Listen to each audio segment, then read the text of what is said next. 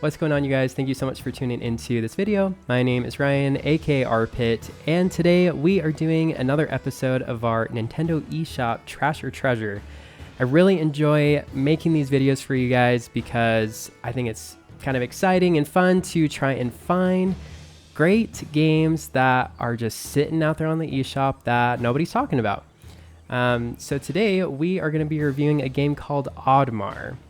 I know I always seem to find the games that have the weirdest names, but if you guys have watched any of my previous videos, you know that can actually turn out pretty good. So without further ado, let's get right into the review.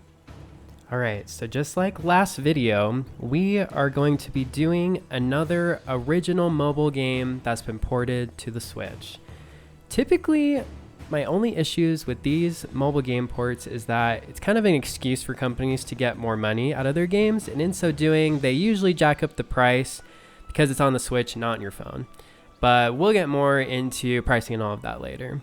But let's actually get into what Oddmar is really about. So this game is a 2D platformer, and it's just like games like Donkey Kong Country Tropical Freeze, if any of you guys have played that. The reason I reference that is because when I was playing it, it kind of felt like I was just playing a Viking style version of that game. And I really think that works in the favor of this game. In this game, you play as Oddmar, who's a young orphan Viking who's never been on his own quest or pillage. His buddy Vaskar, who had grown up with him, had suddenly vanished just like his parents long ago. After receiving a vision from a fairy of being rejected to Valhalla, which is essentially like the Viking heaven, he's given a magic mushroom which gives him jumping power and confidence to embark on his quest. After receiving his mushroom and a quick argument with the leader of his village, all of the villagers suddenly vanish. His quest is to find out where the heck his people went and what strange power took them. Along the way, you encounter boss battles with creatures like giant trolls and krakens from the sea. You also discover friendly creatures that aid you in your endeavors along the way. One of my personal favorites was the flying squirrel that allows you to quadruple jump your way through the level. So this game is set up in different levels, and each level has objectives and collectibles that you can find along the way. During each level, you have the opportunity to pick up these golden triangles, which act as currency in the game. Each level gives you a goal to meet, which incentivizes you to look through all the nooks and crannies of the level, because there may be hidden stuff that's not automatically seen as you're trudging through the level. However, you can also use this currency to purchase better weapons and shield that make your journey a little bit easier. These often come with upgraded abilities or distance to make defeating enemies much easier. So there's actually an incentive to pick up these triangles more than just reaching the level goal itself. It can actually aid you as you progress through the game. For any of you completionists out there, each level also has either a time objective to beat, or there are special rooms in the level for you to discover. You enter these rooms by finding the purple mushroom, which this may sound weird because it kind of is, but it basically burps in your face and you're taken to this room. As far as the overall gameplay goes, I felt it was very smooth, and it really doesn't feel much like a mobile game. The only mechanic issue I had was jumping. When you jump, you don't jump straight up, but you actually jump slightly to the side, so that definitely took some time to get used to. It seems like this is by design because every time you jump, you sprout a mushroom on the ground, so it kind of makes sense.